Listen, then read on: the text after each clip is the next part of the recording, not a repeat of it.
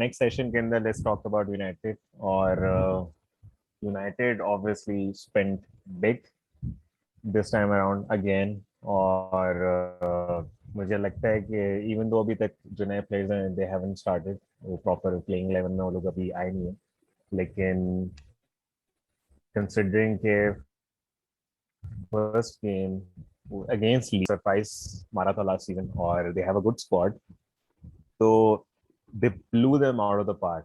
ठीक है. And Fernandes and especially Pogba, उफ, पॉगबा तो प्रॉपर मास्टर क्लास लेकर आया था उस दिन. तो एंड मुझे लगा था कि obviously this will continue going to the next game considering they are playing against Southampton who recently lost Danny Ings to Aston Villa. तो मुझे लगा था कि Southampton would be an easy job, but obviously मेरे ख्याल में tactics change हो गए, लाइनअप चेंज हो गई and not sure what happened. तो लेट्स टॉक अबाउट के व्हाट डू यू फील के what happened in the first game and उसके सेकंड गेम में क्या चीज हुई, क्या डिफरेंस था, what do you think what happened? Adil, सबसे पहले हम अगर लाइनअप में देखें तो दो चेंजेस हुई. मैकटोमिने जो थे वो हाफ फिट थे इस मैच के लिए, तो उनकी डायरेक्ट रिप्लेसमेंट जो थी वो नेमानिया मैटिच थी. ओके. इसके अलावा अटैक को लीड कर रहे थे एंथनी मार्शियल, जिन्होंने सेंटर फॉरवर्ड पोजीशन पे रिप्लेस किया मेसन ग्रीनवुड को राइट विंग पे रखा ओले ने, और डैनियल जेम्स की रिप्लेसमेंट जो थी वो एंथनी मार्शियल थे. अटैक की एक उस अटैक की डायनामिक्स को ओले ने चेंज किया जिसने पिछले मैच में 5 गोल स्कोर किए. मेसन ग्रीनवुड ने बहुत अच्छे तरीके से यूनाइटेड की टीम को लीड किया, जहां पे उन्होंने बहुत बहुत बार बॉल रिट्रीव किया, बहुत बार जो उन्होंने ऑफ द बॉल रनिंग से उसके थ्रू उन्होंने बहुत सारे चांसेस क्रिएट किए और बहुत अच्छा गोल स्कोर किया, जहां पे उन्होंने लेफ्ट विंग पे एक बहुत अच्छा रन बनाया और बहुत अच्छी फिनिश की. एंथनी मार्शियल जो पिछले सीजन जिन्होंने सिर्फ 4 गोल किए, इसके अलावा 5 महीने से वो फुटबॉल पिच पे नजर नहीं आए हमें इंजरी के थ्रू, उनको इस मैच में लाना, एक अवे मैच में इंट्रोड्यूस कराना इस सीजन में, ये एक बहुत बड़ी बेवकूफ़ी थी. सारी अटैक्स की जो डायनामिक्स थी उन्होंने बिल्कुल चेंज करके टीम का जो अटैक था वो बिल्कुल लूला लंगड़ा कर दिया पहले हाफ में. इसकी वजह से यूनाइटेड की जो ऑफ द बॉल मूवमेंट है जो आपको डैनियल जेम्स प्रोवाइड करते हैं या mason greenwood up front provide करते हैं, वो एंथनी मार्शियल की नहीं थी. एंथनी मार्शियल ने मैच में मेरे ख्याल से 15 से कम टचेस लिए और 250,000 पाउंड्स पर वीक जो सैलरी लेते हैं उन्होंने कलेक्ट की और वो घर गए. यूनाइटेड ने एंथनी मार्शियल को नॉट फॉर सेल करार दिया है. कोई भी बड़ा क्लब होगा तो वो ऐसी अहमकाना हरकत नहीं करेगा कि वो इतनी इंपॉर्टेंट पोजीशन पे, जहां पे आपका जो प्लेयर है वो 6 साल से अंडरवेलमिंग परफॉर्मेंस दे रहा है. बहुत बार ऐसा हुआ कि उनकी एक बार तो उनकी जर्सी ली ज़्लातान इब्राहिमोविच ने, नंबर 9 जर्सी, तो वो 2 साल वो सेल करते रहे, उसके बारे में नाराज रहे वो. उसके बाद उनका जो कंपटीशन आया रोमेलू लुकाकू के साथ सेंटर फॉरवर्ड पोजीशन पे. रोमेलू लुकाकू जो है वो उनको सारे दुनिया के सारे एलीट मैनेजर्स उनको प्रेफर करते हैं सेंटर फॉरवर्ड पोजीशन पे. उसकी वजह से वो सेल करते रहे, तो जब मरीनियो गए तो उनको एक उनकी परफॉर्मेंसेस ना होने की वजह से उनको एक बहुत बम्पर कॉन्ट्रैक्ट दिया गया, 250,000 पाउंड्स पर वीक, जो कि मेरे ख्याल से लिवरपूल में साडियो माने को भी नहीं मिलती, रोबर्टो फर्मिनो को भी नहीं मिलती, शायद साला को इससे ज्यादा मिलती हो. पर उनकी परफॉर्मेंसेस आप कंपेयर करें एक ऐसे स्ट्राइकर से, एंथनी मार्शियल जैसे स्ट्राइकर से, तो this is mind boggling for a club like Manchester United. Attack की डायनामिक्स चेंज हुई तो उससे लिवरपूल यूनाइटेड के अटैक पे बहुत ज़्यादा फर्क पड़ा, बहुत सारा डिक्लाइन आया. 55 मिनट पे जब एंथनी मार्शियल को सब्स्टिट्यूट किया गया, मेसन ग्रीनवुड को स्ट्राइक पोजीशन पे लाया गया और जेडन सांचो को इंट्रोड्यूस किया गया, तो उसके बाद यूनाइटेड का एक बहुत अच्छा स्पेल रहा अटैक का. उन्होंने पोजीशन डोमिनेट किया. उसके बाद यूनाइटेड का मसला पिछले मैच में ये था कि यूनाइटेड ने जब गोल कंसीड किया उसके बाद यूनाइटेड की टीम ने पैनिक बटन प्रेस किया, और इस पैनिक में ना यूनाइटेड के जो 80 million pound English centre back Harry Maguire जो कि यूनाइटेड के कैप्टन है, ना वो नजर आए, ना पिच साइड पे ओले गुनार सोल्शर नजर आए जो कि टीम को कहते कि काम डाउन, इट्स ओनली 1-0, आप मैच में वापस आओगे और इसके बाद जो है मतलब एटलीस्ट 1-0 पे यूनाइटेड को पैनिक नहीं करना चाहिए इतने बड़े क्लब को। यूनाइटेड का जो अवे रिकॉर्ड है पिछले साल वो अनबीटन रहे, 28 मैचेस अनबीटन है, 27 मैचेस अनबीटन है अवे रिकॉर्ड जो है इनका। तो इस तरह पैनिक करना यूनाइटेड की टीम को जेब नहीं दे रहा सीजन के इतने शुरू के मरहलों में। यूनाइटेड के प्लेयर्स जो थे कॉन्स्टेंटली आर्ग्यू कर रहे थे रेफरी से, जिसकी वजह से ब्रूनो फर्नांडिस को येलो कार्ड हुआ, फ्रेड को वार्निंग मिली। पर इस पूरे ड्रामे में कहीं हैरी मैगवायर जो कि कैप्टन है, उनका काम है रेफरी से बात करना, नजर नहीं आया। नॉर्मली कैप्टन जो होते हैं, जिस तरह हमने पिछले साल देखा पेंडेमिक में जब क्राउड नहीं था तो आपको प्लेयर्स की इंस्ट्रक्शंस की आवाजें आती होंगी, जिसमें कॉमनली नॉर्मली जो स्टैंड आउट जो करते हैं उसमें जॉर्डन हेंडरसन जैसे कैप्टन है जो कि 90 मिनट्स चुप नहीं करते। Well done, what did you do, calm down, इस तरह की इंस्ट्रक्शन जो है वो हमेशा से कैप्टन का काम होता है।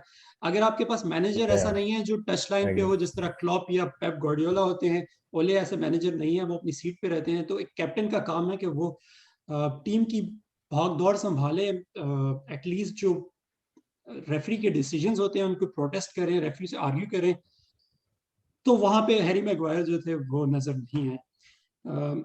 उसके अलावा यूनाइटेड की टीम का जो बड़ा मसला है सीजन, जिस तरह मैंने देखा यूनाइटेड के मैनेजर चाहते हैं कि अपनी नई साइनिंग्स जो है जेडन सांचो और वरान को ईज इन करें अपनी स्टार्टिंग लाइनअप में। पर इससे ऑलरेडी साउथहैम्पटन के अगेंस्ट, जो कि एक ट्रिकी अवे मैच है, normally I wouldn't pay this much attention to it, पर अगर यूनाइटेड ने एक सीरियस कंटेंडर बनना है टाइटल के लिए तो दीज आर 2 पॉइंट्स ड्रॉप, ना कि एक पॉइंट गेन किया यूनाइटेड ने। तो वरान की साइनिंग जो थी वो मेरे ख्याल से जुलाई के 3rd वीक में कंफर्म हो चुकी थी। उसके बाद वरान को अनवील किया गया प्रीमियर लीग के पहले मैच में, जो कि 14 अगस्त को हुआ।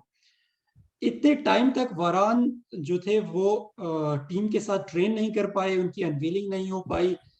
तो ये एक बहुत इनकॉम्पिटेंट मेथड था यूनाइटेड का, जिसमें बहुत इनएफिशिएंट मेथड था यूनाइटेड का, जिसमें आपने न्यू साइनिंग की, जहां पे आप देख रहे हैं कि लुकाकू ने पिछले हफ्ते साइन किया, इस वीकेंड उन्होंने मैच खेला और गोल स्कोर किया, इतनी जल्दी आके उन्होंने इम्पैक्ट दिया। जेडन सांचो जो जुलाई में उन्होंने साइन किया वो अभी तक सब्स्टिट्यूट पे आ रहे हैं। एक रिस्क होता है कि नई साइनिंग को आप बहुत जल्दी आप स्टार्टिंग लाइनअप में डालें तो प्रेशर होता है नई साइनिंग पे। अगर जो गलतियां हैरी मैगवायर ने की हैं, जहां पे उन्होंने बॉल दी साउथहैम्पटन के प्लेयर को और जो उन्होंने शॉट मारी और जिसको डेहा ने सेव किया, वो विनिंग गोल हो सकता था साउथहैम्पटन का। अगर इसकी जगह वरान होते तो बहुत ज्यादा प्रेशर होता वरान को कि इससे रिकवर कर सकें। पर जो बड़े मैनेजर्स होते हैं उनको बड़े डिसीजंस करने पड़ते हैं। अगर ओले गुनार सोल्शशायर अगर ये प्रूव करना चाहते हैं कि वो यूनाइटेड के लिए टाइटल विनिंग मैनेजर बन सकते हैं या यूनाइटेड को आगे ले जा सकते हैं, तो उनको थोड़े बड़े डिसीजंस लेने पड़ेंगे। इस मैच में अगर वो जेडन सांचो को इंट्रोड्यूस करते डैनियल जेम्स की जगह विंग पे, थोड़ा सा प्रेशर कम होता, ना कि आप एंथनी मार्शियल जो प्रूविंगली जो डिक्लाइन करते जा रहे हैं अपने करियर में, उनको चांस दिया आपने, अपने अटैक की जो डायनामिक्स हैं उनको बहुत ज्यादा चेंज किया, तो उससे यूनाइटेड ने पॉइंट्स ड्रॉप किए। तो मेरे ख्याल से स्टार्टिंग लाइनअप ही यूनाइटेड की गलत थी, जिसकी वजह से ये पॉइंट्स ड्रॉप हुए यूनाइटेड के। उसके अलावा अगर हम I totally agree के हाँ ये नहीं, आप अपना पॉइंट जो है वो दीजिए। नहीं, मैं टोटली एग्री करता हूँ कि अटैकिंग डायनामिक्स तो बिल्कुल चेंज नहीं करने चाहिए थे, बट मुझे लगता है कि we have to talk about Fred. United जो है मुझे लगता है बहुत ज़्यादा रिलाई कर रही है फ्रेड की सर्विसेज पर, but Fred I don't think he is the quality DM that United should rely on at all. either I don't know, मतलब I'm not sure कि मैटिच को how do you see मैटिच के वो किस तरह परफॉर्म करता है। मैकटोमिने के बारे में तो I know कि McTominay is a very good player, ठीक है, लास्ट सीजन से प्रूव भी किया था, he scored like really good goals and he being a defensive midfielder he creates spaces, he goes into those spaces or he's a good player, but who else can play in the midfield position if not McTominay? कौन है और आई don't think मैटिच और Fred जो हैं वो proper उस team के लिए मुझे लगता है कि मेन स्ट्राइक उसमें स्टार्टिंग 11 में होने चाहिए। तो डू यू फील कि United should focus on signing a good defensive midfielder? Adil, Ole Gunnar Solskjaer ने 3 समर्स जो है United as a United manager गुजारे हैं। अगर उन्हें लगता है कि उनकी जो टीम में शॉर्ट कमिंग्स हैं वो डिफेंसिव मिडफील्ड पोजीशन में हैं, तो उन्होंने इस साइनिंग को प्रायोरिटाइज क्यों नहीं किया? ये मेरा भी सवाल आप मुझसे कर रहे हैं, मैं ओले गुनार सोल्शर से करूंगा, क्योंकि उनके हाथ में है। यूनाइटेड के लेजेंड्स जो हैं, फर्डिनेंड और गैरी नेवल जो हैं, उनको बहुत ज्यादा कंपेयर करते हैं सिचुएशन को लिवरपूल की सिचुएशन से। उनको क्लॉप से कंपेयर करते हैं कि क्लॉप आए, उनके पास जो थे, उनकी टीम जो थी वो बहुत ज्यादा डिक्लाइन में थी, उनके पास अच्छे प्लेयर्स नहीं थे, तो उनको थोड़ा टाइम लगा टीम बनाने में, चैलेंज करने में, फिर चैंपियंस लीग जीतने में और फिर प्रीमियर लीग जीतने में बहुत ज्यादा मतलब टाइम लगा। पर अगर आप मैनेजर्स को कंपेयर करें तो क्लॉप के माइंड में एक टीम थी, क्लॉप का एक अपना स्टाइल है, क्लॉप उस स्टाइल से हटते नहीं है। बाकी टीम जो है वो अडॉप्ट करती हैं उनके टैक्टिक्स के मुताबिक। जब एनफील्ड में आती है तो हर टीम अपनी स्टाइल को चेंज करती है। बहुत सारी टीम जो है वो काउंटर अटैक पे खेलती हैं, क्योंकि क्लॉप एक डोमिनेटिंग मैनेजर है। अगर ओले गुनार सोल्शर को एक विनिंग टीम बनानी है, अगर उनको लगता है कि अब यूनाइटेड फैंस जो हैं, यूनाइटेड के जो मैनेजर, यूनाइटेड के जो लेजेंड्स हैं, पंडित्स जो हैं, वो उनको लगता है कि स्केपगोट कर रहे हैं यूनाइटेड की इस पोजीशन को, तो मैनेजर जिनको सैलरी दी जाती है इस बिजनेस को संभालने में, तो क्या उनका काम नहीं है कि ये यहाँ पे जो शॉर्ट कमिंग्स हैं उसको पूरा करें? अभी न्यूज आ रही है कि यूनाइटेड जो है चेल्सी के साथ एथलेटिको मैड्रिड के मिडफील्डर साउल निगेस को फॉलो कर रहे हैं, उनकी सिचुएशन को। तो अगेन यूनाइटेड के पास एक क्लियर विजन था साइनिंग का, सांचो की साइनिंग का, पर क्या यूनाइटेड को प्रायोरिटाइज करना चाहिए था साथ साथ एक डिफेंसिव मिडफील्डर, डेक्लन राइस जैसे डिफेंसिव मिडफील्डर, या साउल निगेस को ले लें, या लेस्टर के एनडीडी को ले लें, जो कि बहुत अच्छे डिफेंसिव मिडफील्डर्स हैं, बहुत जाने वाले डिफेंसिव मिडफील्डर्स हैं इस पोजीशन को, इस क्राइसिस को सॉल्व करने के लिए। पर ये मैनेजर का काम है। मैनेजर के पास एक विजन होना चाहिए टीम का, कि वो किस तरह अपनी टीम को खिलाना चाहते हैं। मेरे ख्याल से ओले गुनार सोल्शर का जो विजन है वो है मिडफील्ड में 2 एंकर्स, जो कि फ्रेड हैं और मैकटोमिने हैं उसके साथ, ताकि इससे मिडफील्ड में थोड़ी सी पेस आए, और जो सेंटर डिफेंस में जो पेस, जो सेंटर बैक पेयरिंग है जिनकी जो पेस बहुत कम है, मैगवायर और लिंडलॉफ को, उसको थोड़ा सा कवर किया जाए इस पेस के थ्रू। तो मेरे ख्याल से इन 2 डिफेंसिव मिडफील्डर्स की खिलाने की वजह, बहुत रेगुलरली खिलाने की वजह यही है कि मैगवायर और लिंडलॉफ की जो शॉर्टकमिंग्स है उनको पूरा किया जाए। अगेन यूनाइटेड के मैनेजर के पास एक विजन होना चाहिए उनकी टीम का। उनको लगता है कि जो स्टार्टिंग, जो स्ट्रॉन्गेस्ट लाइनअप उनकी जो हो सकती है वो एक डिफेंसिव मिडफील्डर खिलाकर हो सकती है, जैसे कि एनडीडी या डेक्लन राइस खेलते हैं। तो मेरे ख्याल से ये टोटली उनकी रिस्पॉन्सिबिलिटी है कि वो, अगर उनको 3 साल लगे हैं, उनके पास एक सेट टीम नहीं है, उनके पास एक विजन नहीं है अपनी टीम का, तो ये मेरे ख्याल से या तो उनकी इनकॉम्पिटेंस है, या उनके पास इतनी जरूरत नहीं है कि वो ऑनर से और साइनिंग्स मांग सके। तो टोटली डिपेंडेंट ऑन ओले Gunnar सोल्शर। I read this one YouTube comment जो मुझे बड़ा पसंद आया था, and I want to share it with you, और मैं चाह रहा हूँ कि I want to get your thoughts on this comment. लिखा हुआ था कि Ole Gunnar is the kid who cries for new toys, and when he gets those toys, he stops crying, he goes back to his old toys. Do you agree? बिल्कुल agree करता हूं मैं। हम central defensive midfielder position की बात कर रहे हैं यहाँ पे। अगर यूनाइटेड के पास इस पोजीशन में प्लेयर नहीं है, तो थोड़ा सा आगे देखें तो सेंट्रल अटैकिंग मिडफील्डर पोजीशन पे यूनाइटेड के पास सरप्लस जो है प्लेयर्स हैं। यूनाइटेड के पास डोनी वैन डे बीक जैसे प्लेयर हैं जिनको 45 मिलियन पाउंड पे साइन किया गया और पिछले साल Yeah, उनको बिल्कुल नहीं यूटिलाइज किया गया। इस साल वो पिछले 2 मैचेस में बेंच पे हैं। yeah. अगर ये प्लेयर किसी और मैनेजर के अंडर होते तो मेरे ख्याल से गैरी नेवल और फर्डिनेंड जो है वो अभी तक उस मैनेजर को सूली पे लटका देते, जिस तरह ओले ने डोनी वैन डे बीक को ट्रीट किया है। 45 million pound signing not utilized at all. इसके अलावा यूनाइटेड के पास जेसी लिंगार्ड जैसे Yeah, प्लेयर हैं जिनका लोन स्पेल वेस्ट हैम में बहुत आउटस्टैंडिंग रहा है। अगर it यूनाइटेड was. की जो बोर्ड लेवल पे जो यूनाइटेड की प्लानिंग है, अगर वो थोड़ी अच्छी होती तो जेसी लिंगार्ड को एटलीस्ट 35-40 मिलियन में यूनाइटेड ऑफलोड कर सकता था। तो उससे फंड क्रिएट होते एक और मिडफील्ड पोजीशन को कवर करने में।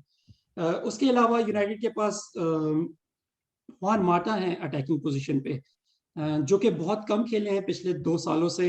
यूनाइटेड की जो प्लानिंग थी उनके लिए वो ये थी कि वो हेल्प करें यंगर प्लेयर्स की, उनको डेवलप करने में, उनकी थोड़ी सी उनको टीच करें, क्योंकि बहुत अच्छे सुलझे हुए प्लेयर हैं, वो टेक्निकली बहुत एलीट Yeah. प्लेयर हैं। पर मेरे ख्याल से उनकी जो वेजेस हैं उनको यूज किया जा सकता था यूनाइटेड की टीम में और पोजीशंस में, खासतौर पे डिफेंसिव मिडफील्ड पोजीशन पे। उसके अलावा यूनाइटेड के पास जो है 2 सीनियर सेंटर बैक्स हैं, फिल जोन्स और बाई, जो कि बिल्कुल यूटिलाइज नहीं किए जाते। फिल जोन्स जो हैं वो 3 साल से इंजर्ड हैं। मेरे ख्याल से पिछले 2 सालों में वो 1-2 बार खेल चुके हैं। वो बहुत ज्यादा वेजेस जो हैं वो ले रहे हैं। Hmm. उसके अलावा यूनाइटेड की जो आउट गोइंग जो ट्रांसफर्स होती हैं वो हमेशा से यही रिकॉर्ड रहा है कि यूनाइटेड अच्छे टाइम पे अपने एसेट्स जो है वो ऑफलोड नहीं करते, जिस तरह आप अभी देख रहे हैं कि Hmm. जेसी लिंगार्ड को ऑफलोड नहीं किया जा रहा। यूनाइटेड ने सर्जियो रोमेरो को जिनको पिछले साल एवर्टन खरीदना चाह रही थी, यूनाइटेड ने नहीं बेचा। रोमेरो जो है पूरा साल नहीं खेले और अब रिलीज किए गए। उसके अलावा मार्कस रोहो को बहुत सारे क्लब्स जो उनमें इंटरेस्टेड थे, यूनाइटेड ने उनको टाइम पे नहीं बेचा। उसके बाद मार्कस रोहो को रिलीज कर दिया गया। मेटियो दारमियान जो है वो इटली के क्लब्स जो हैं, बहुत बड़े बड़े क्लब्स जो हैं उनमें इंटरेस्टेड थे। यूनाइटेड जो है Hmm. 2 मिलियन 5 मिलियन के डिफरेंस की वजह से उनकी सेल नहीं कर पा रही थी। फिर उसके बाद उनको लोन पे दिया गया और इन दी एंड मेरे ख्याल से 5 मिलियन तक फी में उनको बेच दिया गया। यूनाइटेड की जो उनका बेचने का जो सिस्टम है प्लेयर्स का, वो मेरे लिहाज से निल है पिछले कुछ सालों से। जो Yeah. एक प्लेयर उन्होंने बेचा, अच्छी प्राइस पे बेचा, रोमेलू लुकाकू, उनकी बहुत ज्यादा जरूरत थी यूनाइटेड को। उनके जाने की Exactly. वजह से टीम पे वो. बहुत ज्यादा फर्क पड़ा, बहुत सारे जो गोल्स थे जो रोमेलू लुकाकू स्कोर करते हैं वो उसकी कमी Hmm. आई। उनको रिप्लेस किया गया इगालू और कवानी की साइनिंग से। कवानी जो है वो अब 34 साल के हो गए हैं, उनको फिर रिप्लेस किया जाएगा अगले साल। तो मेरे ख्याल से यूनाइटेड की जो आउटगोइंग Yeah. स्ट्रेटेजी है ट्रांसफर्स की वो बहुत ज्यादा पीछे है as compared to Chelsea, as compared to Liverpool, as compared to Manchester city.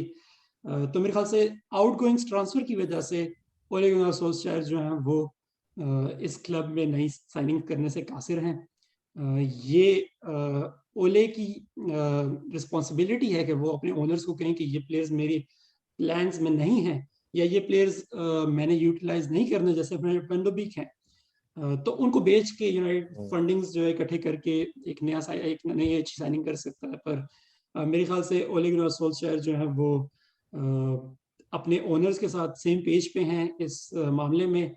और जब जब प्रोटेस्ट हुए ओले गुनार सोल्शर ने फैंस की बजाय ओनर्स का साथ दिया, तो ये मेरे ख्याल से एक बहुत बड़ा बिट्रेयल है। क्योंकि जब 2005-2006 में ये ग्रीन एंड गोल्ड की जो प्रोटेस्ट थे जब बहुत उरूज पे थे, उस वक्त ओले गुनार सोल्शर जो थे वो फैंस की तरफ थे इस मामले में।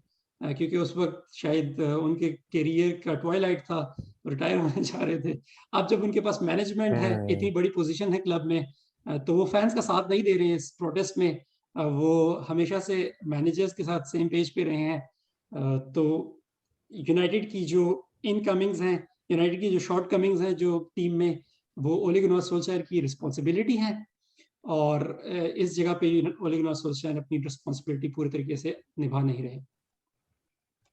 आई थिंक मुझे लगता है कि शॉर्ट साइटेडनेस ज्यादा है as compared to long term replacement हो, जैसे सैंचो और I think Fernandes, they were quite good examples of the long term United का प्लान बन रहा है, बट देन कवानी भी उन्होंने लिया और लुकाकू को बेचा और उसकी जगह कोई ऐसा एक अच्छा ऑल एंड आउट स्ट्राइकर नहीं लिया।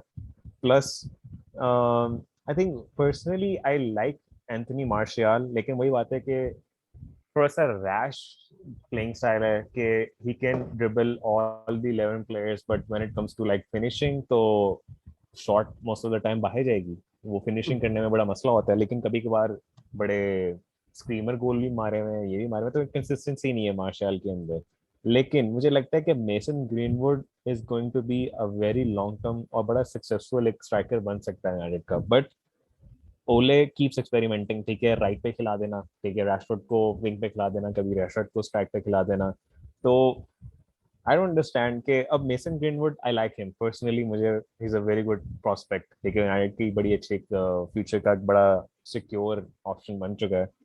But I saw in the last game कि उसको राइट पे स्टार्ट किया, तो व्हाई, मतलब मेसन ग्रीनवुड को अगर आप एज अ स्ट्राइकर ही यूज करें, अब Cavani they didn't he didn't play Cavani, तो Martial can be good on wings, ठीक है, Martial can hmm dribble the players and then square the ball, and hmm Mason Greenwood has a very good finishing, he can finish really well, उसकी hmm clinical finishing है, तो उसको strike पे क्यों नहीं खिलाया शुरू से?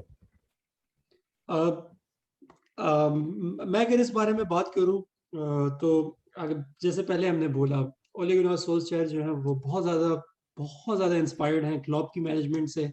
क्लॉप जिस तरह अपनी फ्रंट थ्री को यूटिलाइज करते हैं, हम्म। इंटरचेंजेबल पोजीशंस होती हैं, प्लेयर्स जो हैं वो डिफेंसिवली और ऑफेंसिवली हमेशा से प्रेस करते हैं और अपनी पोजीशंस चेंज करते हैं। तो अगर देखा जाए तो ओले गुनार सोल्शर भी यही एमुलेट करना चाहते हैं अपनी टीम में।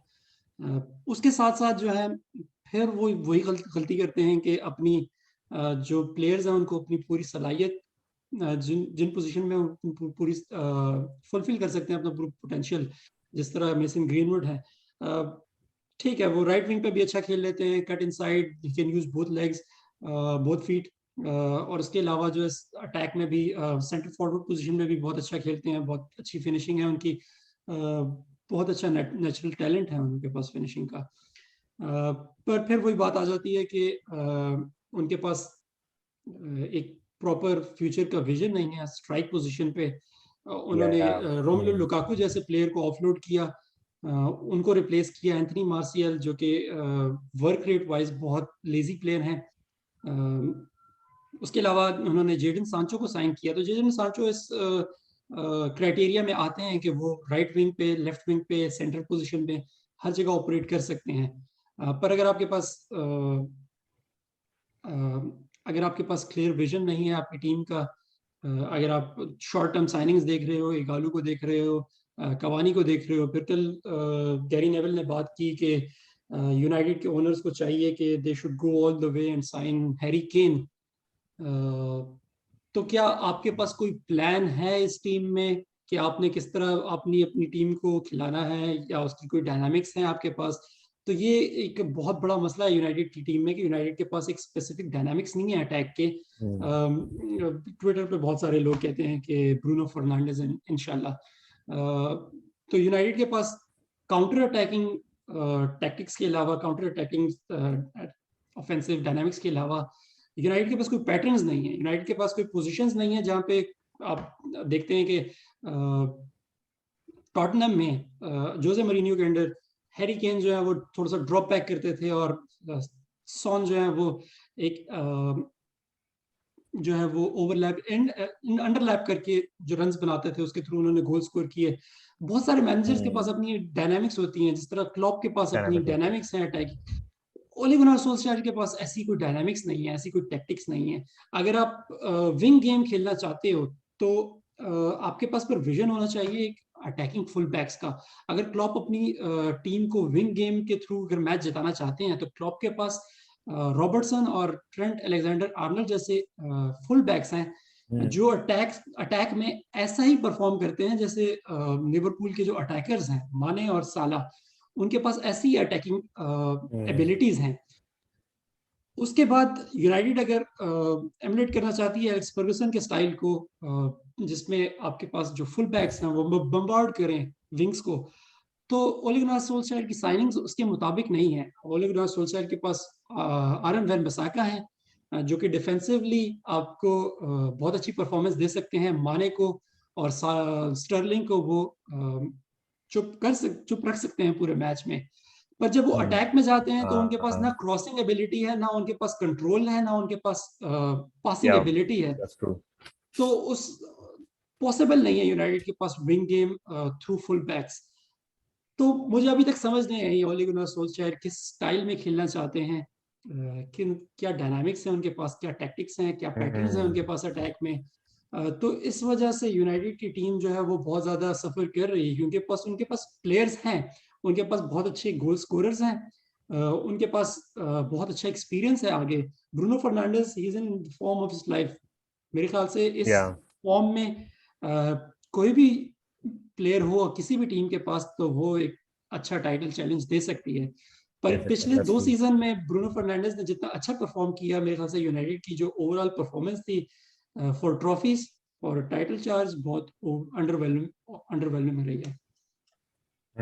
या आई मीन पिछले 2 सीजन्स में जो मैं देख रहा हूँ कि even though they could have challenged कि वो कर सकते थे, स्क्वाड भी बुरा नहीं था, स्पेंडिंग अच्छी थी, और मतलब होता ये था कि परफॉर्मेंसेस बुरी नहीं होती थी लेकिन वो फिर एक पैच आता था जहाँ पे वो ऐसी डिप होती थी एंड देन उसका फिर रिकवर नहीं होता था उस तरह। तो इवन लास्ट सीजन भी दे केम क्लोज, ठीक है, सिटी को उन्होंने they defeated I think in, ये मुझे नहीं पता कि ओल्ड ट्रैफर्ड में हराया था या जनवरी में यूनाइटेड की team top of the table थी। एग्जैक्टली, या मतलब दे वर दिस क्लोज, और वो अगर उसको ऑब्वियसली थोड़ा सा रख लेते, मेंटेन कर लेते, तो obviously would have seen a different situation. लेकिन वही वही बात है कि यूनाइटेड जो है उसका सबसे बड़ा प्रॉब्लम ये है कि वो प्रेशर मेरे ख्याल में शायद उसको एब्जॉर्ब नहीं कर पा रहे या क्या हो रहा है। मतलब अब they had a very good chance to at least win a Europa League, लेकिन वियारियल से हार गए, मतलब जो होना नहीं चाहिए था। I think it was a golden opportunity for Shellshire to win a silverware, जो कि यूरोपियन silverware था, but obviously कि Villarreal के against they couldn't absorb the pressure and they lost. Plus ये कि the other thing was कि Unai Emery उसके पास experience है, सेविया के साथ भी he won like 3 Europa leagues, तो उसको पता था कि करना क्या है। मेरे पास he had a plan. The same point that you made कि coach has to have a plan, वरना obviously they won't be able to win anything अगर उनका कोई plan ही नहीं है। तो यहाँ पे okay, let's talk about the next week's game के सॉरी मैं यहाँ पे एक बात ऐड करना चाहूंगा कि यहाँ पे जब गैरी नेविल कहते हैं कि यूनाइटेड को चाहिए कि वो हैरी केन को साइन करे, हैरी केन के अलावा यूनाइटेड के जो स्क्वाड है क्या ये वियारियल को हरा नहीं सकता एक इम्पोर्टेंट यूरोपियन फाइनल में? तो यहाँ पे एक मैनेजर के इशू आ जाता है कि यहाँ पे आप कहें कि यार ठीक है, यूनाइटेड के पास जो मैनेजर है he is there to steady the ship, ठीक है, he is there to unite the fans, he is there to build the team slowly और शायद आगे कहीं जाके हम चैलेंज करें, जो कि होना नहीं चाहिए यूनाइटेड के पास। अगर आप एज ए यूनाइटेड लेजेंड आके आप ये कहते हैं कि यूनाइटेड का मैनेजर ठीक है, यूनाइटेड को टीम इंप्रूव करनी चाहिए, तो इस बात से मैं बिल्कुल मुत्तफिक नहीं हूँ क्योंकि यूनाइटेड को वियारियल की टीम को हराना चाहिए। यूनाइटेड का लेस्टर के साथ मैच था, यूनाइटेड को लेस्टर को एफए कप में हराना चाहिए। यूनाइटेड के साउथहैम्पटन के साथ मैच है तो यूनाइटेड साउथहैम्पटन को सीजन के शुरू में एटलीस्ट हरा सकती है। तो बात आ जाती है मैनेजर की। टाइटल विनिंग मैनेजर्स जो होते हैं उनकी अच्छी एक क्वालिटी ये होती है कि वो अपने स्क्वाड को कितना अच्छा यूज करते हैं। ओले गुनार सोल्शर में ये बात लैकिंग है। यूरोपा लीग में मेरे ख्याल से क्वार्टर फाइनल था जब यूनाइटेड का मैच आया स्पेनिश क्लब के साथ, तो रियल सोसिएदाद के साथ यूनाइटेड के पास Yeah, 5-0 की अवे लीड थी एग्रीगेट में, और होम मैच में यूनाइटेड की स्टार्टिंग लाइनअप में ब्रूनो फर्नांडिस नजर आए, हैरी मैग्वायर नजर आए, और फुल स्ट्रेंथ स्क्वाड थी यूनाइटेड की। 5-0 की लीड थी यूनाइटेड के पास और फुल स्ट्रेंथ स्क्वाड थी यूनाइटेड के पास उस मैच में, सेकंड लेग में। और उसके बाद प्रीमियर लीग का मैच था संडे को। तो मेरे ख्याल से ऐसी रुकी मिस्टेक्स मेरे ख्याल से कोई फुटबॉल मैनेजर में भी नहीं करता। तो एक टाइटल विनिंग मैनेजर के पास एक्सपीरियंस होना चाहिए कि वो अपने स्क्वाड को कैसे फ्रेश रखते हैं, जिस तरह क्लॉप के हाँ पास है, exactly. जिस तरह पेप गार्डियोला के पास है। तो यूनाइटेड के ना सिर्फ टैक्टिक्स, यूनाइटेड के ना सिर्फ अटैकिंग डायनामिक्स लैकिंग है, यूनाइटेड के पास मैनेजर में ये एबिलिटी भी लैकिंग है कि वो अपने स्क्वाड को किस तरह यूज करते हैं। वियारियल के अगेंस्ट यूनाइटेड ने 100 मिनट तक कोई सब्स्टिट्यूशन नहीं की। 116 मिनट में जाके ओले ने पॉगबा को सब्स्टिट्यूट करके डेनियल जेम्स को डाला जब पता लग रहा था कि मैच पेनल्टीज पे जा रहा है। ये इसका इक्विवेलेंट अगर आप देखें तो ऐसा ही है कि अगर 116 मिनट में क्लॉप जेम्स मिलनर को निकालें और कोई भी डिफेंडर डाल लें या कोई भी यंगस्टर डाल लें पेनल्टीज लेने के लिए, जेम्स मिलर Yeah. श्योर आपको पेनल्टी पे गोल करके देंगे, पर आपको उस यंगस्टर के पेनल्टी की श्योरिटी नहीं होगी। तो इस तरह Yeah. की मिस्टेक्स जो है मेरे मेरे तो जहन से बाहर है, क्योंकि हर हफ्ते कोई पंडित आके यही कहता है कि ओले गुनार सोल्शर जो है वो यूनाइटेड की टीम को आगे नहीं लेके जा सकते, उनके पास टाइटल विनिंग एबिलिटी नहीं है। और फिर यूनाइटेड के लेजेंड आएंगे, रियो फर्डिनेंड आएंगे, गैरी नेवल आएंगे और वो कहेंगे कि नहीं यार, इनको साइनिंग्स की जरूरत है, सिटी के पास साइनिंग्स है, इनके पास साइनिंग्स नहीं है। तो दिस इज गोइंग नोवेयर, एक कूद सैक वाली सिचुएशन है। तो मेरे ख्याल से यहाँ पे हम बस करते हैं यूनाइटेड के बारे में और I, हम बात करते हैं अगले I feel like अगले वीकेंड के मैचेस के बारे में। all right, no problem.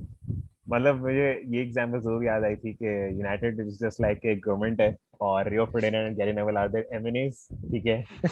तो they have to support Solskjaer United no matter what, ठीक है? They can not criticise him, they can not criticise his tactics, उनको सपोर्ट करना ही करना है इन एनी केस। हाँ, कल को they go with an outside hire, ठीक है, शलशायर को निकाल दिया या शलशायर ने खुद कह दिया कि भाई मैं रिजाइन कर रहा हूँ, and they go with I don't no whoever is available और उसको स्नैप करके ले आते हैं।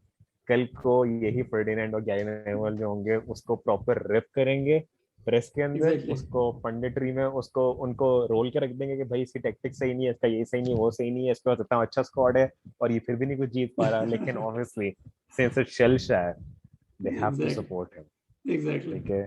एंड तो वो रियो फर्डिनेंड की वाली बात तो obviously I just want to remind you कि ये रहा Same. Contract, put any numbers you like. Ole's at the wheel, man, he's doing his thing. I will never forget that. तो आदिल हम चलते हैं इस वीकेंड के मैचेस की तरफ। Yeah. पहला मैच जो है वो मैनचेस्टर सिटी का है आर्सेनल के against. Oh my God, this is going to be tasty. Arsenal जो है वो अपने पहले जो ओपनिंग मैचेस हैं वो हार चुके हैं। पहला मैच जो था उनका ब्रेंटफोर्ड के अगेंस्ट था, जो कि न्यूली प्रोमोटेड टीम है। आर्सेनल के जो सीनियर अटैकर्स थे ओबामियांग और लैकाजेट जो है वो इस मैच में नजर नहीं आए, क्योंकि वो उनको मेरे ख्याल से कोई इंजरी या कोई COVID, I think इलनेस है, COVID कोविड हुआ है. पॉजिटिव है। उसके बाद उनकी जो टीम थी, इनएक्सपीरियंस टीम थी, वो न्यूली प्रोमोटेड ब्रेंटफोर्ड के सामने नहीं टिक पाई और हार गई वो मैच। इसके बाद इनका अगला मैच हुआ चेल्सी के अगेंस्ट, जहाँ पे चेल्सी की नई They signing had no chance. Romelu Lukaku ने उनको कोई चांस नहीं दिया। Hmm. अगेन ओबामियांग और लैकाजेट मिसिंग थे। आर्सेनल की जो नई साइनिंग है बेन वाइट, उनको भी कोविड हो गया, तो वो भी शायद Yeah. ये अगला मैच ना खेल पाए। उसके अलावा जो है For sure he's missing the game. उसके अलावा आर्टेटा जो है वो अपने सीनियर प्लेयर्स, जो उनके कैप्टन हैं ओबामियांग और उनके जो और सीनियर प्लेयर हैं लैकाजेट, उनकी परफॉर्मेंस से बिल्कुल खुश नहीं है। और ये टोटली जस्टिफाइड है, क्योंकि उनकी परफॉर्मेंसेस, उनके गोल स्कोरिंग रिटर्न्स जो थे वो प्रीमियर लीग में इतने अच्छे नहीं रहे। तो आपको क्या लगता है कि आर्टेटा के अंडर जो आर्सेनल परफॉर्म कर रही है, यकीनन कोई प्रोग्रेस तो नहीं है, क्योंकि आर्सेनल की पिछले सीजन 8th पोजीशन थी, कोई भी ट्रॉफी नहीं जीत पाए। उससे पहले उन्होंने एफए कप जीता, पर वही बात है कि हनीमून पीरियड था, तो आर्टेटा ने अपनी टीम को इंस्पायर करके एफए कप का टाइटल जिताया। पर आपको क्या लगता है कि पिछले सीजन के 8th पोजीशन के बाद आर्सेनल के पास चांस है कि वो इस पोजीशन को इम्प्रूव करें? उन्होंने साइनिंग्स की हैं, उन्होंने सबसे ज्यादा स्पेंड किया है बड़े क्लब्स में, इंग्लिश बड़े बड़े क्लब्स में, पर उनकी परफॉर्मेंस जो थी I'm पहले मैचेस sorry, में did you just say बड़े club? I'm sorry, are you considering Arsenal as a बड़ा club? Hmm. आर्सेनल के स्टेचर को अगर देखा जाए, आर्सेनल के जो स्टेडियम के टिकट को देखा जाए, तो आर्सेनल Hmm. को अभी भी लगता है कि वो एक बड़ा क्लब है। पर इतने टिकट चार्ज करके आर्सेनल की टीम जिस तरह की परफॉर्मेंस दे रही है, पिछला जो मैच था 35 मिनट में आर्सेनल की टीम हार मान चुकी थी 2-0 के Exactly. बाद। तो आपको क्या लगता है कि आर्टेटा का फ्यूचर जो है इस मैच के बाद डिसाइड किया जाएगा, या एक ये लॉन्ग टर्म साइनिंग है, या लॉन्ग टर्म जो है अपॉइंटमेंट है, और चांस है कि ये अपनी टीम को स्टडी करके जो है आगे लेके जाएं? To be honest, his days seem to be numbered. ठीक है, I'm not gonna lie, क्योंकि वजह ये कि आर्टेटा का मतलब he has his heart in the right place, ठीक है, और वो इश्यूज को एड्रेस कर रहा है बाय साइनिंग न्यू प्लेयर्स, लेकिन उसकी साइनिंग से मुझे समझ नहीं आ रही, क्योंकि आई डोंट थिंक कि you should spend 50 million on a defender like Ben White. मुझे मतलब it didn't make sense to me, ठीक है। आप एक डिफरेंट लीग का या फिर आप किसी और प्लेयर को थोड़े से आई थिंक कट प्राइस में लेकर आते तो वो ज्यादा अच्छा परफॉर्म कर सकता है as comparatively, because since is English, तो ऑब्वियसली आप उसके लिए 50 मिलियन तो फेंक ही देंगे, ठीक है। तो एक तो वो सबसे बड़ी इसकी जो गलती मुझे लगता है ये कि उसने बेन वाइट पे इतना स्पेंड करना नहीं चाहिए था, क्योंकि होता ही है कि if you are spending that much money और वो प्लेयर जो है परफॉर्म ना कर पाए, तो स्क्रूटनी आपको ज्यादा पड़ेगी वो, ठीक है। अगर आप एक डिफेंडर जो कि 30 या 25 मिलियन में लेकर आते और वो थोड़ा सा अंडर परफॉर्म करता है, तो आप पे उसका प्रेशर नहीं आएगा, ठीक है, क्योंकि आप कहते हैं कि चलो उसको थोड़ा सा और चांस देंगे। But when it comes to a big money move, obviously पहली परफॉर्मेंस से पहले डे से उसको लोग जज करना शुरू कर देते हैं, ठीक है। उसके अलावा they sold Emiliano Martinez to Aston Villa. Why? ताकि व्हाई मतलब? ताकि वो 30 मिलियन में एक रिजर्व गोलकीपर को साइन कर सकें और उनको बैकअप में रखें बर्ड लेनो में। तो ठीक है, माइंड बॉगलिंग। ठीक है, आगे चलते हैं। ठीक है, मतलब एमिलियानो मार्टिनेज जो था, he just started getting warmed up, ठीक है। उसकी परफॉर्मेंस उसके बाद से अभी तक, मतलब even for Argentina he performed really well, ठीक है। कोपा अमेरिका जितवा दिया उसने, और पूरे बेचारा 10 साल खेलता रहा आर्सेनल के लिए, आज तक उनको उसकी क्वालिटी नजर ही नहीं आई उसको। अच्छा, ये भी गया। अब मसला ये कि दे ब्रॉट इन अमार्टे लास्ट सीजन, जो कि एटलेटिको मैड्रिड से आया था, एंड मुझे लगता है कि ही performed good for Atletico, but Arsenal आके उसने अपनी परफॉर्मेंस रेप्लिकेट नहीं की। और लेकिन उसके बाद से मैंने ये नोटिस जरूर किया कि Aubameyang does not seem to be really psyched about playing for Arsenal anymore. पिछले सीजन से उसकी परफॉर्मेंसेस डिप ही जा रही हैं। लैकाजेट को पता नहीं किस तरह यूज कर रहे हैं, वो लैकाजेट भी कुछ नहीं कर रहा। निकोलस पापे पेपे आया था 75 मिलियन का, बट डैम मैन, मतलब वो भी बॉम्ब हो गया। तो आई थिंक आर्टेटा का मसला ये कि वो इंस्पायर कर ही नहीं पा रहा स्क्वाड को, ठीक है। वो ही इज ट्राइंग, बट वो स्क्वाड को इंस्पायर कर ही नहीं सक रहा। स्क्वाड उसकी सुन ही नहीं रही है, क्या कर रहे हैं आई डोंट नो। मतलब nobody seems to be knowing कि वो एक आर्सेनल के लिए खेल रहे हैं। मुझे लग रहा है कि जैसे कोई एक छोटा क्लब खेल रहा है इस वक्त, लाइक यू कैन से कि शेफील्ड या उस लेवल का क्लब बन चुका है वो। तो even though I would love them to beat City, but there is no chance. City will blow them out of the park. Adil, अगर हम यहाँ पे ओबामियांग की बात करते हैं जो आर्सेनल के कैप्टन है, और उसके बाद हम मैनेजर की बात करते हैं जिसका आप कह रहे हैं कि उनकी इंटेंशंस अच्छी हैं आर्सेनल के लिए, या वो आर्सेनल के हीरो हैं। उसके बाद उन बहुत ज़्यादा रिकमेंड किया जाता है उनको, क्योंकि उनको कहा जाता है कि बहुत ज़्यादा हेल्प की उन्होंने पेप गार्डियोला की, जो मैनचेस्टर सिटी की सक्सेस थी। पर यहाँ पे आप एक ऐसे मैनेजर को हायर कर रहे हैं जो कि एक बड़े क्लब में असिस्टेंट मैनेजर थे, उनके पास कोई मैनेजरियल एक्सपीरियंस नहीं है, उनके पास कोई सीवी पे कोई अचीवमेंट्स नहीं है, सिवाय ये कि वो एक बड़े क्लब के असिस्टेंट मैनेजर थे। तो क्या यहाँ पे एक बड़ा मैनेजर आए जिसकी सीवी में उसकी कोई अचीवमेंट्स हो, तो वो आके अपना रोब जमाए, वो आपके अपने बड़े एक जो क्लब का एक बैकबोन होता है, आर्सेनल के पास मेरे ख्याल से पिछले कुछ सालों से वो बैकबोन नहीं है, तो वो बैकबोन बनाए आर्सेनल की टीम में, अपने प्लेयर्स को थोड़ा सा कॉन्फिडेंस दें, अपनी ईगो के थ्रू अपने प्लेयर्स को थोड़ा सा मतलब लाइन पे लाएं। जिस तरह आप आर्टेटा को देख रहे हैं, वो इंस्पायर नहीं कर पा रहे ओबामियांग को, लाकाजेट को, पर अगर आप दूसरी तरफ देखें तो ओबामियांग ने बहुत सारे मैनेजर्स के अंडर खेला है, तो वो क्यों इंस्पायर होंगे एक रुकी मैनेजर से जिनकी कोई अचीवमेंट नहीं है। और this I rubs on don't other think young नहीं प्लेयर्स टू। हाँ। अगर ओबामियांग हम्म, जैसे कैप्टन है आपके जो कि बिल्कुल इंस्पायर्ड नहीं है, उनकी जो वर्क रेट है, उनका जो प्लेइंग स्टाइल है, और पिच पे जो उनके एंटिक्स हैं, अगर उससे यंग प्लेयर्स जो हैं उनको देखेंगे तो वो और ज्यादा उनसे नेगेटिव इफेक्ट पड़ेगा। आर्सेनल के पास अच्छे यंगस्टर्स हैं जैसे कि साका, जिनको यूरो कप में आपने देखा हो बहुत अच्छा परफॉर्म किया उन्होंने, बहुत अच्छा परफॉर्म किया आर्सेनल के लिए भी। पर अगर यंग प्लेयर्स ऐसे ही डायनामिक्स को देखेंगे, ऐसे प्लेयर मैनेजरियल रिलेशनशिप को देखेंगे, तो उस पे इनसे नेगेटिव इफेक्ट पड़ेगा, उनकी प्रोग्रेस पे बहुत ज्यादा फर्क पड़ेगा। तो आर्सेनल को क्या आर्सेनल की क्या अच्छा डिसीजन लिया आर्टेटा को हायर करके, या अगर अब आर्टेटा को हायर कर लिया है तो अब क्या ये टाइम आ गया है कि आर्सेनल एक बहादुरी का मुजाहरा करें आर्सेनल की बोर्ड, और एक बड़ा डिसीजन ले, एक बड़े मैनेजर को हायर करके लेके आए और टीम को संभालें। एक्चुअली आर्सेनल एग्जैक्टली वही क्लब बन गया जो बनना नहीं चाहता था, एंड दैट वाज के वही वाली बात है जो चेल्सी करती है, जो रियल मैड्रिड करती है, जो सिटी तो चलो इतना नहीं कर रही, but most of the clubs in Europe they do it के परफॉर्म नहीं किया निकालो उसको, एक दो गेम्स हार गए निकाल दो। बायर्न म्यूनिख का ये मसला है कि दो मैचेस परफॉर्म नहीं कर पाती टीम तो वो कोच को निकाल देते हैं। आर्सेनल इसको लॉन्ग टर्म प्रोस्पेक्ट की तरह लेकर आए थे, और लेकिन मसला ये हो रहा है कि आर्सेनल के अंदर बहुत ज्यादा डेडवुड जो है ना सो इकट्ठा हो गया है, और उस डेडवुड में ओबामेयांग भी आता है, लाकेजेट भी आता है, और वो सारे प्लेयर्स आते हैं जो हेक्टर बेरिन जैसे सारे प्लेयर्स आते हैं कि जो दे आर नॉट रियली मतलब साइक, और they are not really happy to be at the club, they just need to move on.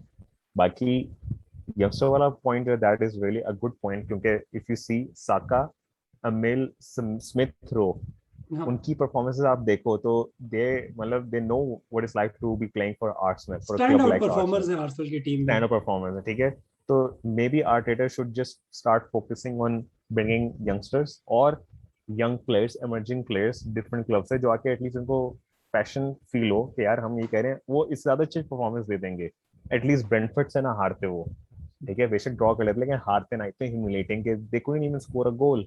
तो हम्म। मुझे मुझे लगता है कि may be he should just change his strategy, क्योंकि आर्सेनल 21 कोच को लेकर आएंगे, वो कोच आके दे ब्रॉट इन उनाई एमरी, ठीक है, उनाई एमरी भी आया, एंड इट्स नॉट लाइक उसने परफॉर्मेंस उतनी बुरी दी, बट ऑब्वियसली वही बात है कि इतना कोई उठा के नहीं उसने आर्सेनल को रखा, आर्सेनल को भी क्लब्स आके मार के जा रहे थे। तो आर्टेटा, उनको लगा कि आर्टेटा वुड बी लाइक जो बॉयहुड मतलब Arteta knew he played for Arsenal, तो वो आके इंस्पायर कर पाएगा, but so far is failing, and I think he will fail जब तक डेडवुड है, जब तक ये सीनियर प्लेयर्स अपना कोई टाइटल फील करते रहेंगे, it's not gonna go anyway. And I feel like इस बार वो हो सकता है bottom half of the club में टेबल में फिनिश करेंगे, बिलो 10 और may be at the 10th position, unless something changes which I don't see happening. Hmm. They bought couple of new players, but I don't see के कुछ होने वाला उससे। हम्म। तो मैं तो मुझे तो पता है कि आर्सेनल का कोई सीन नहीं है, और सिटी ने आके सिर्फ अपना एंजॉय करनी है गेम, ठीक है, ग्रेलिश हैट्रिक मार रहा होगा ग्रेलिश हैट्रिक मारेगा, गेब्रियल जीसस बेचारा बेंच से आएगा और आके एक दो असिस्ट भी दे देगा, सब कुछ हो जाएगा इस मैच के अंदर तो आई फील वैसे। हाँ, आदिल, हम एक और बात करें। अगर आपको लगता है कि आपका क्लब जो है वो अगले मैच में अंडरडॉग्स हैं, या अगर आपको लगता है कि आप का होम मैच होने लगा है, पहली बार स्टेडियम में फैंस आ रहे हैं, पर आपका मैच है यूरोपियन चैंपियंस के अगेंस्ट, और हेड टू हेड आपके प्लेयर्स जो हैं उनसे बहुत ज़्यादा इन्फीरियर हैं। तो क्या आप एक कंजर्वेटिव अप्रोच से खेलेंगे, अपने प्लेयर्स को लो ब्लॉक में रखेंगे,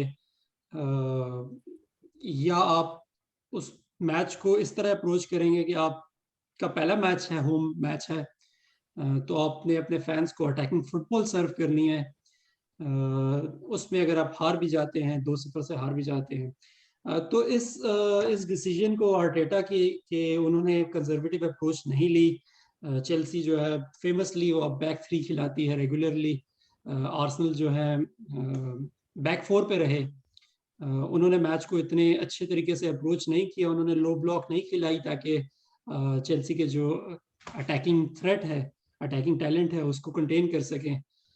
तो क्या आर्टेटा को अब अगले मैच का सबक मिल चुका है, कि आपको लगता है कि आर्टेटा इस मैच को इस तरह अप्रोच करेंगे कि park the bus, take nil nil if you can, या आर्टेटा फिर अपनी जो है यूजुअल टैक्टिक्स पे जाएंगे, यूजुअल स्टार्टिंग 11 पे जाएंगे, यूजुअल फॉर्मेशन से जाएंगे? I think in order to play park the bus वाली game, you need to have physical team, ठीक है, at your disposal, and I don't think Arsenal is a physical team. और दूसरी बात, जहाँ तक मुझे लगता है कि आर्सेनल का मसला एक है, वो सब प्रॉपर डिमोरलाइज हो चुके हैं because they lost to Brentford, ठीक है। और वो इतना बड़ा उनका फैक्टर है कि जिसके बाद से आई डोंट थिंक कि वो अपनी परफॉर्मेंसेस को इतनी जल्दी वापस अपने इसमें ब्रेंटफोर्ड लेकर और आएंगे जो। लंदन डार्बी थी उनकी चेल्सी के साथ, उनके क्लोजेस्ट हाँ, राइवल्स हैं, लंदन, उनसे हारे। वो उसका तो थोड़ा सा ऑब्वियस इसलिए था बिकॉज चेल्सी ऑब्वियसली, एक तो I forget his name, Tuchel, right, ठीक है। ठीक है। टुकल ने आके चेल्सी को तो ऑब्वियसली उठा दिया, ठीक है। और since they became European champions तो obviously they are flying high, तो उनको तो पता था कि आर्सेनल को हम किस तरह वो कर सकते हैं। 35 मिनट्स में गेम ही तक खत्म कर दी उन्होंने। फिर अब सिटी के गेम्स, ठीक है, सिटी जो कि स्पेंडिंग ऐसे करते हैं जैसे कोई सीन ही नहीं है, ठीक है, हाथ के मैल ऐसे पैसे इस्तेमाल करते हैं वो, and they are also gunning for Harry Kane and most probably they will sign him by the end of this window. 150 का हैरी केन भी आ जाएगा, एंड ऑलरेडी उनका स्क्वाड अच्छा है, ठीक है। ग्रेलिश वो आ चुका है, उसने आगे गोल स्कोर कर दिया, कॉन्फिडेंस लेवल उसका भी जा चुका है, and Grealish is a good midfielder. आगे उनके पास फेरान टोरेस है, स्टर्लिंग है, और स्टर्लिंग अगर आप नहीं पकड़ेगा तो फिर वो नहीं पकड़ा जाता, ठीक है। वो अगर खुद भी गोल स्कोर ना करे, वो स्क्वायर कर देगा और फेरान टोरेस गोल मार देगा, तो no problem at all for them, ठीक है। केडी भी अभी है भी नहीं उनके पास, केडी भी आएगा तो वो टीम और उठ जाएगी। तो आई थिंक आर्सेनल वो को वापस आने के लिए 10 गेम्स चाहिए ही चाहिए, उससे पहले उनका कोई सीन नहीं है, ठीक है। वो बहुत डिमोरलाइज हो चुके हैं और उनकी टीम की भी कोई मुझे यूनिटी या स्ट्रेंथ नजर ही नहीं आती, ठीक है। मुझे सिर्फ दो बंदे खेलते हुए नजर आते हैं और वो है स्मिथ रो और साका। बाकी पेपे बेचारा अपना टैग लेके ही अपने सर पे बैठ गया, डूब गया वो परफॉर्म ही नहीं कर पा रहा क्योंकि 75 मिलियन का है वो। और ओबामा यांग और लैकेजेट, वो तो वैसे ही बेचारे नजर, उनकी तो एज भी हो रही है और plus they are no way to be seen. तो आदिल, एक लुकोंगा पॉइंट बेचारा अगर आके मैं खेल रही पिछले है। पिछले साल एक पॉइंट में बहुत ज्यादा सोचता रहा कि 10 साल पहले यूनाइटेड के पास सर एलेक्स फर्ग्यूसन जैसे मैनेजर थे, और यस, आर्सेनल के पास आर्सेन वेंगर जैसे मैनेजर थे। पिछले साल यूनाइटेड के पास ओले थे और आर्सेनल के पास आर्टेटा थे। एवर्टन जैसे क्लब के पास कार्लो एंचेलोटी जैसे मैनेजर थे, जिन्होंने मल्टीपल टाइम्स यूरोपियन चैंपियनशिप जीती, चैंपियंस लीग जीती, चैंपियंस लीग, बहुत सारे बड़े यस, क्लब्स में उन्होंने मैनेज किया, जिसमें मैनेज खासतौर किया। पे रियल मैड्रिड और एसी मिलान आते हैं। तो यप, क्या यूनाइटेड और आर्सेनल जैसे क्लब्स को ये जेब देता है कि उनके मैनेजर इतने इंफीरियर हों, और उनके साथ जो मिड टेबल टीम्स हैं, एवर्टन जैसी, उनके पास इतने हाई प्रोफाइल मैनेजर हों? सो शॉर्टली अगर आप बता दें कि ये क्या फिनोमेना है, इतना बड़ा देखो, डिक्लाइन क्यों? आई आई फील के एवर्टन ने जो कार्लो एंचेलोटी साइन किया था, वो एंचेलोटी का प्राइम इज डन, ठीक है। एंचेलोटी ने जो अपने कैरियर में करना था वो कर चुका है। उसने चेल्सी के साथ अच्छा परफॉर्म किया, पीएसजी के साथ किया, मैड्रिड के साथ किया, मिलान के साथ तो किया ही किया है। अब जो है वो डिक्लाइन में है। अब इट्स जस्ट लाइक मोरिनियो, ठीक है। हम्म, तो एवर्टन में आके ऑब्वियसली एवर्टन कोई शुरू में ठीक है, दे वॉन 4 गेम्स इन अ रो और समथिंग लाइक दैट, और हमें लगा कि भाई ये जो है ना टाइटल के लिए चैलेंज कर रहे हैं, बट इट्स एवर्टन। उसके बाद से ऐसी डिप हुई कि they were back to their reality, they were knocked off, खत्म, डन। पर एंcelotti जैसा बंदा भी उनको वापस कॉन्फिडेंस नहीं दे सका, ठीक है। He had to like, he was praying कि मुझे कोई बड़ा क्लब साइन कर ले ताकि मैं यहाँ एग्जैक्टली से निकलूं।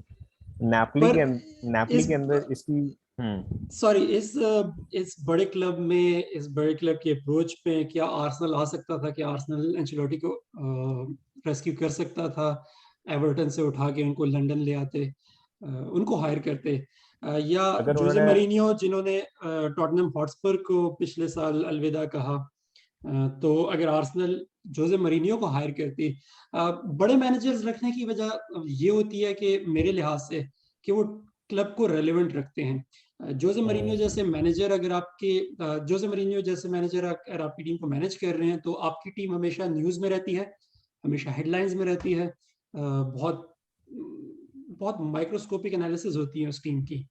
पंडित्स आपकी टीम के बारे में एक्सटेंडेड प्रोग्राम देते हैं, एक्सटेंडेड बातें करते हैं, ज्यादा ज्यादा से ज्यादा आपकी टीम के बारे में बात की जाती है सोशल मीडिया पे, तो क्लब रेलेवेंट रहता है। मुझे डर यह है कि आर्टेटा के होते हुए आर्सेनल जिस तरह नीचे जाता जा रहा है, डिक्लाइन करता जा रहा है, आर्टेटा के पास वो जो है करिश्मा नहीं है, वो उनके पास वो पर्सनैलिटी नहीं है कि जो क्लब को रेलेवेंट रख सके। यू सेड मोरिनियो, मुझे लगता है कि आर्सेनल को मैं देखता आ रहा हूँ जब से, जब से मैंने देखना शुरू किया प्रीमियर लीग, मुझे लगा कि आर्सेनल में एक जो चीज मैं हमेशा अप्रिशिएट करता हूँ वो ये कि इन्होंने कभी शिट हाउसरी पुल करने की कोशिश नहीं की गेम के अंदर, ठीक है। They have been true to their game, ठीक है, बड़ा अच्छा वो परफॉर्म करते हैं, बेशक हारते भी हैं, लेकिन उन्होंने कभी शिट हाउसरी से नहीं खेला। सिवाय मोरिनियो का उस सबसे बड़ा टाइम के मस जब उनके ट्विटर अकाउंट ने ट्वीट की कि उनाई एट द व्हील, उसके बाद या उनाई एमरी का भी बहुत बुरा सवाल आ गया। जिस एग्जैक्टली, तरह वो बट लेकिन सोचा कि हाँ, बट वो कभी उस तरह की शिट हाउसरी गेम नहीं करते, ठीक है। मोरिनियो का सबसे बड़ा मसला ये है, इफ मोरिनियो फील्स के ये गेम वो नहीं जीत सकता, वो प्रॉपर शिट हाउसरी गेम करता था ताकि या तो 1-0 से जीते समहाउ, या फ्रस्ट्रेट कर दे कि वो दूसरा जो टीम है ना वो हथियार डाले, बोले भाई नहीं जीत रहे, चलो 0-0 ले लेते हैं, 1-1 ले लेते हैं, and we are calling the game off, ठीक है। मोरिनो का सबसे बड़ा मसला है कि वो उस तरह की शिट हाउसरी गेम बड़ी पुल करता था, इवन यूनाइटेड ने भी उस तरह की हरकतें की हैं। तो आर्सेनल कभी इस चीज पे नहीं जाएगा, आर्सेनल बोलेगा कि यार हम बेशक हारे हैं लेकिन हम अच्छे गेम खेल के हारे हैं, या फिर एटलीस्ट थोड़ी ऑनरेबल गेम करके हारे हैं, ठीक है। तो उनको, मुझे लगता है उनको इस चीज का डर नहीं कि हम रेलिवेंट नहीं होंगे या वो नहीं होंगे, क्योंकि आर्सेनल जो है ना उसका नाम हमेशा ही बड़े क्लब्स में, बेशक वो भी बहुत उनका सवाल चल रहा है, ठीक है, हम्म, लेकिन वो स्टिल उनका एक है, दे हैव दिस स्टेचर, और ठीक है, people would still love to play for Arsenal, और ये वो इज जस्ट के they are not really looking for good people जो जिसको वो कर सकें, बट स्टिल मतलब अब अमार्टे, एटलेटिको मैड्रिड जैसी टीम छोड़ के अगर आर्सेनल के लिए आई खेल सकता है, मार्टिन ओडेगार्ड, थॉमस पार्टे। हाँ सॉरी, नॉट अमार्टे, अमार्टे तो Leicester, I think he played for Leicester और समथिंग, यस। थॉमस पार्टे आ सकता है, and Martin Odegaard he hmm, still wants to play for Arsenal even though he hmm, knows कि क्या बुरा हाल चल रहा है, बट वो फिर भी खेलना चाह रहा है, तो एग्जैक्टली। देयर इज समथिंग, ठीक है। हम्म, तो और दूसरी बात है कि वो राइवल टीम में जब एक बार आपका कोच चला जाए, I don't think you gonna hire the same coach, ये एवर्टन जैसे कोच हैं जो राफेल बेनिटेज ले लेते हैं जो लिवरपूल को कोच करता रहा है, ठीक है। हम्म, तो आई डोंट थिंक आर्सेनल की भी ये स्ट्रेटजी रही है और कभी होगी भी नहीं। हम्म, They could have signed Pochettino, they didn't because उसने टॉटनहम को कोच किया था, मोरिनो को भी कर सकते लेकिन नहीं किया उसने। They opted exactly, for Arteta, and next thing you know, अगर उसको निकालते भी हैं तो they gonna go for someone else, exactly. ठीक है। अब I'm not sure कि who is available, a good coach कौन है, maybe they'll go for that German coach, I don't know, मतलब मुझे जूलियन नहीं पता नागलसमैन जो है किसको ले उन्होंने सकते हैं ये। साइन कर लिया है बायर्न म्यूनिख के साथ, तो वो मार्केट से ऑफ है अब। They could go उसके with Kovac, exactly, Niko Kovac. Croatian manager हैं, उन्होंने बायर्न म्यूनिख को मैनेज किया। इसके साथ Yeah. साथ जो अभी एक बहुत हाई प्रोफाइल जो मैनेजर जो है वो जो अवेलेबल हैं वो हैं एंटोनियो कॉन्टे, एंटोनियो कॉन्टे एक बहुत एंटोनियो कॉन्टे, कैरिज्मेटिक मैनेजर हैं। वो यस, अपने टर्म्स जो हैं हमेशा से क्लब ज्वाइन करने से पहले पेश करते हैं, पर अगर यस, उनके टर्म्स पे क्लब ना चले तो वो हमेशा से वो या ही रोला लीव्स, रोला, रोला मचा देते हैं। तो मेरा एक पॉइंट ये है कि इसके बाद हम आर्सेनल की डिस्कशन को खत्म करेंगे। या मेरा एक पॉइंट ये है कि आपके पास अगर कॉन्टे या जोजे मरीनियो या कोई और सीनियर मैनेजर जो है, ऐसे मैनेजर हों आपके पास, तो जब क्लब अगर हारता है, क्लब के थोड़े सा डाउनफॉल आता है, थोड़ा सा डिक्लाइन आता है, तो वो अटेंशन जो है अपनी तरफ खींच लेते हैं। जोजे मरीनियो बहुत ज्यादा जाने माने जाते हैं इसके लिए कि जब टीम बुरा परफॉर्म करती है तो वो ऐसे कमेंट्स करते हैं, ऐसे पोस्ट मैच रिमार्क्स देते हैं जिससे हेडलाइंस जो होती हैं वो जोजे मरीनियो की हाँ, तरफ या होती हैं, जिससे उनके जो प्लेयर्स होते हैं उनसे स्पॉटलाइट हट जाती है। तो मेरे ख्याल से इस टाइम में आर्सेनल को एक ऐसे मैनेजर की जरूरत है जो कि स्पॉटलाइट लेके आर्सेनल के प्लेयर्स को प्रोटेक्ट करें, खासतौर पे यंग प्लेयर्स जैसे स्मिथ रो और साका है, क्योंकि हम्म, आर्सेनल का जो फ्यूचर है वो बहुत ज्यादा डिपेंडेंट है साका जैसे प्लेयर्स पे। या पर अगर इसी या तरह इसी ड्रामा में, इसी जो है केओस में, इसी पैनिक में अगर आर्सेनल की टीम रही, तो मुझे लगता है कि ऐसे अच्छे प्लेयर्स जो हैं वो अच्छी तरह डेवलप नहीं हो पाएंगे, और अगर ये अच्छे प्लेयर या डेवलप नहीं होते तो आर्सेनल का जो फ्यूचर है वो बहुत मुश्किल में पड़ जाएगा। या इसके अलावा जो इस वीकेंड मैच है, यूनाइटेड के बारे में हमने बात की, यूनाइटेड का मैच है वुल्व्स के अगेंस्ट, ये एक अवे मैच है, वुल्व्स के या ग्राउंड में खेला जाएगा। वुल्व्स जो है वो पहले अपने 2 मैचेस हार चुके हैं, टॉटनहम के साथ उनका बहुत अच्छा मुकाबला था, बहुत अच्छे चांसेस क्रिएट किए वुल्व्स ने, पर उसके बावजूद ये मैच वो जीत नहीं पाए। या तो वुल्व्स को भी अपना अपना जो सीजन है वो स्टेबलाइज करने के लिए, अपना किक स्टार्ट करने के लिए एक अच्छी परफॉर्मेंस की जरूरत है। यूनाइटेड ने 2 पॉइंट्स ड्रॉप किए, तो अब मेरे ख्याल से ओले गुनार सोल्शर जो है वो कोशिश करेंगे कि अपनी नई साइनिंग्स को स्टार्टिंग लाइनअप में जल्दी से जल्दी यूज करना, यूज एग्जैक्टली, करें, यूटिलाइज करें और दोबारा से विनिंग वेज में आए। या तो यहाँ पे हम अपने इस शो का, अपने सेशन का जो है वो इख्तिताम करते हैं। बहुत शुक्रिया आदिल अशरफ, बहुत खुशी हुई आपसे बात करके। और थैंक यू वेरी मच। इसके अलावा हम अपने जो व्यूअर्स हैं उनसे रिक्वेस्ट करेंगे कि अगर आप चाहते हैं कि हम और किसी टॉपिक पे, किसी स्पेसिफिक टॉपिक पे, किसी स्पेसिफिक टीम के बारे में हम आपको थोड़ा सा सीजन प्रीव्यू दें, या उनके जो ऑनगोइंग इश्यूज हैं या ट्रांसफर सागा है उनके बारे में अगर आप चाहते हैं कि हम डिस्कशन करें तो ज़रूर मेंशन कीजिएगा कमेंट्स में। थैंक यू वेरी मच और अल्लाह हाफिज़।